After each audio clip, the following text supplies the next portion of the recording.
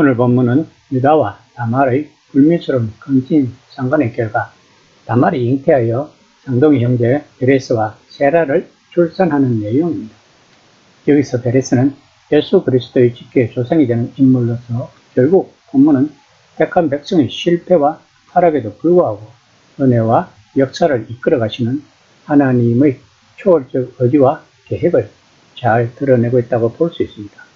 즉 하나님은 인간의 왜곡과 실패 속에서도 약속의 계보를 신실하게 이어가신다는 것입니다.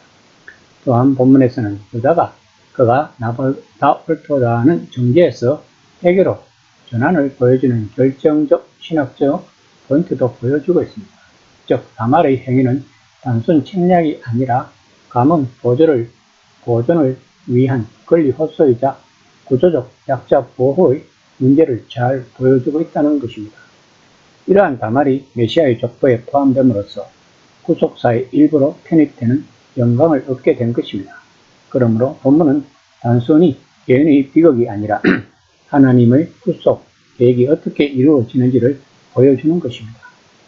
유다의 행동은 도덕적으로 비난받을 만하지만 하나님은 그 상황 속에서도 자신의 뜻을 이루어 가십니다. 이는 우리가 어떤 상황에 처하더라도 하나님의 은혜가 우리를 포기하지 않음을 상기시켜주는 신학적 메시지를 독자들에게 주고 있는 것입니다. 38장 24절입니다. 석 달쯤 후에 어떤 사람이 유다에게 일러 말하되 내 며느리 다말이 행음하였고 그 행음함으로 말미암아 임신하였느니라. 유다가 이르되 그를 끌어내어 불살르라. 일반적으로 여성의 임신 여부를 알 수 있는 시점은 성간교 2~3개월 정도라고 합니다.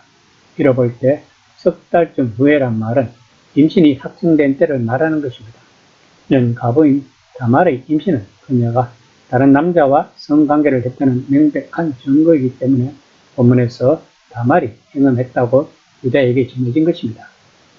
더욱이 이 사실이 즉각 유다에게 보고되었다는 것은 당시 사회에서 제거하지 않은 가부의 임신이 도덕적으로나 종교적으로 상상조차 할 수 없는 커다란 제약으로 인식되었기 때문일 것입니다.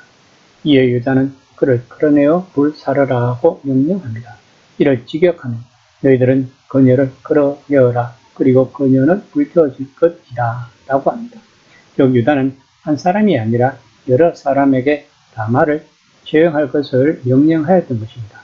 이러한 본문은 여자가 일단 결혼하면 비록 그 남편이 죽었다고 할지라도 그 가문의 구성원으로 남게 된다는 사실과 더불어 고대 가부장적 사회에서 가족을 죽이고 살리는 권한이 가장에게 있음을 보여주는 것입니다. 그런데 임신 3개월이면 몸에 표시가 별로 나지 않았을 때인데도 불구하고 다말이 임신했다는 소문이 난 것은 아마도 다말이 고의적으로 자신의 임신을 터뜨렸다고 볼 수 있을 것입니다. 38장 25에서 26절입니다. 여인이 끌려나갈 때에 사람을 보내어 지 아버지에게 이르되 이 물건 임자로 말미암아 임신하였나이다. 청하건대 보소서 이 도장과 그 건과 지팡이가 누구의 것이나이까 한지라. 유다가 그것들을 알았고 이르되 그가 나보다 옳도다. 내가 그를 내 아들 셀라에게 주지 아니하였음이로다 하고 다시는 그를 가까이 하지 아니하였더라. 다말은 도장과 건과 지팡이를 제시합니다. 이는 고대 건동에서 신분과 권위를 증명하는 표지로 나는 부정하지만 이 아이의 아버지는 당신이다라는 조용한 증언을 다말이 하고 있는 것입니다.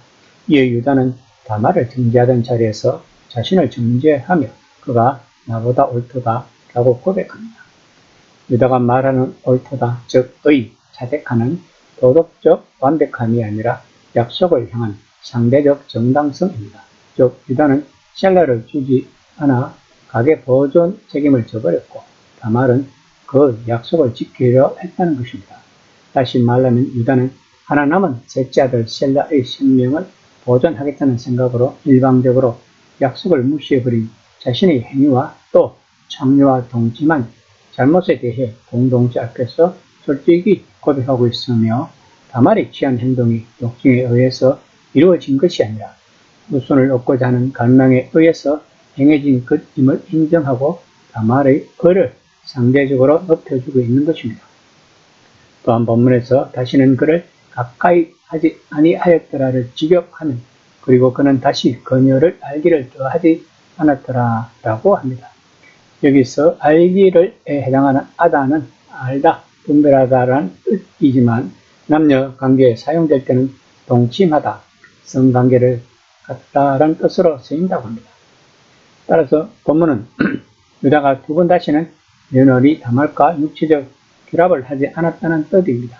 이는 유다가 자신을 정욕에 더 이상 맡기지 아니하고 하나님 백성의 삶의 도리를 찾는 자의 면모를 성경이 보여주고자 하는 것입니다. 즉 유다는 해결을 했다는 것을 성경은 암시하고자 하는 것입니다. 27절에서 30절까지는 다말이 세라와 베레스를 출산하는 내용입니다. 다말이 쌍둥이를 출산합니다. 해산할 때는 손이 먼저 나온 아기의 손을 산파가 홍책실로 내었습니다.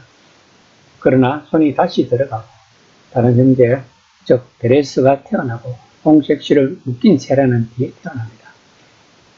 28절에서 아기의 손이 먼저 나왔다는 것은 정상뿐만인 경우 태아의 머리가 먼저 나오는데 따라서 태아가 손을 먼저 내밀었다는 것은 이미 뱃속에 있는 태아의 위치가 정상적이지 못했다는 의미입니다. 즉 다말은 난산을 하고 있다는 것입니다.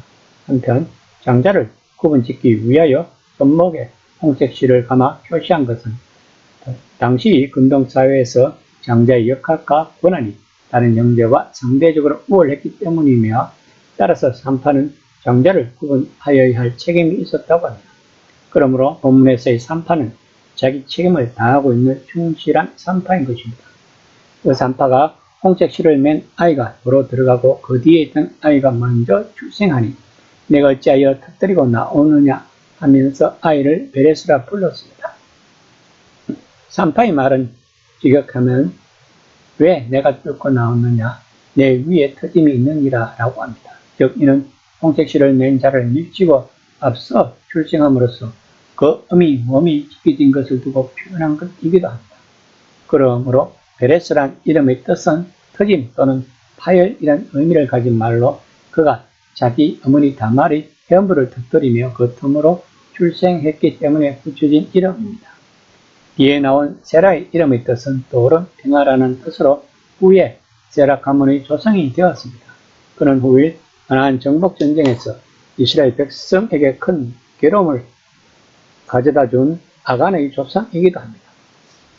한편 베레스는 비록 시아버지와 며느리의 근친상간이라는 제약 중에 탄생하였지만 장차 오실 메시아의 직계 조상이 되었습니다. 아브라함, 이삭, 야곱, 유다로 흐르는 언약의 가정사의 혼란으로 막힐 위기에 처했지만 베레스의 탄생으로 유다의 씨가 보존됩니다. 결과적으로 베레스는 다윗 왕조의 시작을 이루는 조상이며 메시아의 계보의 필수 연결고리가 되었던 것입니다. 성경은 이 고리를 의도적으로 강조하며 하나님의 약속이 인간의 실패에도 불구하고 지속됨을 선포하고 있는 것입니다. 이는 하나님의 주권적인 섭리와 은혜가 아니라면 결코 있을 수 없는 일이었습니다. 그런 의미에서 본문은 근친상간이라는 영적이고 도덕적인 타락과 실패의 역사 위에 또다시 은혜의 역사를 이끌어 나가시는 하나님의 주권적인 의지를 보여주는 한 단면이라 할 수 있습니다. 바울은 로마서 9장 19절에서 29절까지 이런 하나님의 주권적인 의지에 대하여 말하고 있습니다. 또한 성경 전체에 흐르는 구속사의 법칙이 여기서도 재현됩니다. 가인보다 아벨이, 에스보다 야곱이, 로벤보다 유다가 사울보다 다윗처럼 하나님은 관례적인 우선순위를 전복하며 구원의 줄기를 세우신다고 본문은 강조하고 있는 것입니다. 베레스는 이 역전의 은혜를 상징하는 대표적 표지인 것입니다. 그리고 본문에서 유다의 그가 나보다 옳도다라는 고백이 전환점이 되는 것을 알 수 있습니다. 정죄에서 책임 수용으로 이동하는 이 회개가 계보를 정직하게 회복시키고 그 자리에 베레스의 생명이 태어난 것입니다. 이는 구속사에 있어서 도덕적 완벽함이 아니라 회개를 통한 질서의 재정립에서 다시 흘러가기 시작한다는 것을 본문은 보여주고 있는 것입니다. 이처럼 본문은 하나님이 어떻게 죄의 위선을 뚫고 생명의 길을 여시는지 보여줍니다. 유다의 위선은 해결로 꺾이고 다말의 수치는 메시아의 족보로 지킴을 받습니다. 하나님의 은혜는 우리의 막힘을 베레스로 바꾸며 메시아의 탄생이라는 생명의 노래로 전환시킵니다. 그러므로 오늘날 우리들도 숨기는 것을 빛으로 가져오고 책임을 인정하며 돌파를 구하는 믿음으로 서야 할 것입니다. 이 시간 나는 과연 돌파하는 믿음을 가졌는지 한번 생각해보는 시간이 되었으면 합니다.